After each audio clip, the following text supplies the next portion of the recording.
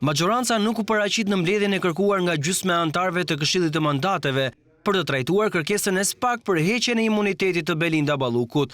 Deputetët e opozitës akuzojnë socialistët se nuk po zbatojnë ligjin dhe së bashku me kryeministrin Rama po pengojnë drejtësinë.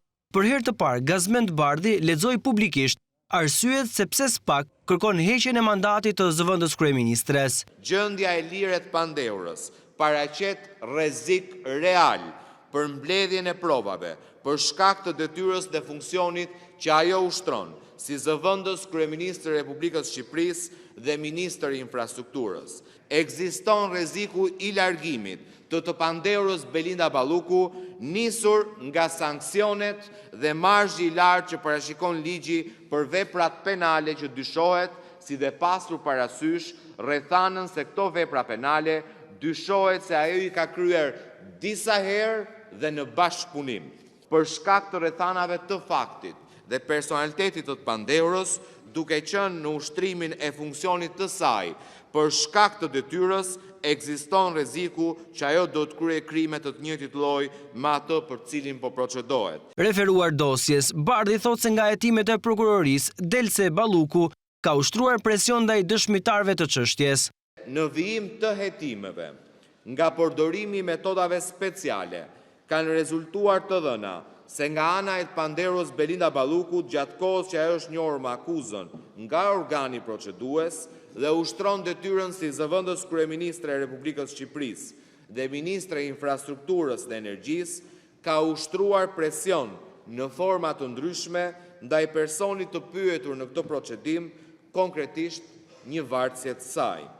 Pasur parasysh se pas momentit të caktimit të masës, kanë rezultuar fakte penale të tjera në ngarkim të personit nën hetim Belinda Balluku, si dhe pasur parasysh sjelljen e Pandeurës. Gjatë hetimeve, ndaj subjektet e tjera të këtij procedimi penal, vlerësohet se jemi në kushtet e zëvendësimit të masës së sigurimit për shtetasen Belinda Balluku. Bardhi akuzoi edhe kryetarin e kuvendit, Niko Peleshi, se duke zbatuar urdhrat e Ramës, nuk ka lënë asnjë afat për mbledhjen e radhës së Këshillit të Mandateve. Pra kuvendi ka shtyr pa afat shqyrtimin e kësaj kërkese të ngutshme të prokurisë. Kuvendi po pengon drejtësinë, Edi Rama po pengon drejtësinë që të kenë mundësi të prishen prova dhe të intimidohen dëshmitarë. Kreu i grupit parlamentar të Partisë Demokratike thotë se kryeministri nuk ka guzim të shkarkojë Ballukun dhe Karçanajn, pasi është i përfshirë në afera bashkë me Linda Ramën. Drejtoresha e Akshit është akoma në detyrë. Ka akuzë zyrtare si antare një grupi strukturuar kriminal dhe është në detyrë sot që flasim.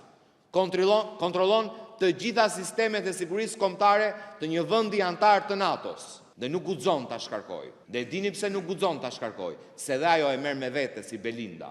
Mirlinda dhe Belinda marrin me vete Lindën edhe Ramën. Deputetët demokrat kanë thirrur përsëri mbledhjen e Këshillit të Mandateve të premten në orën 11.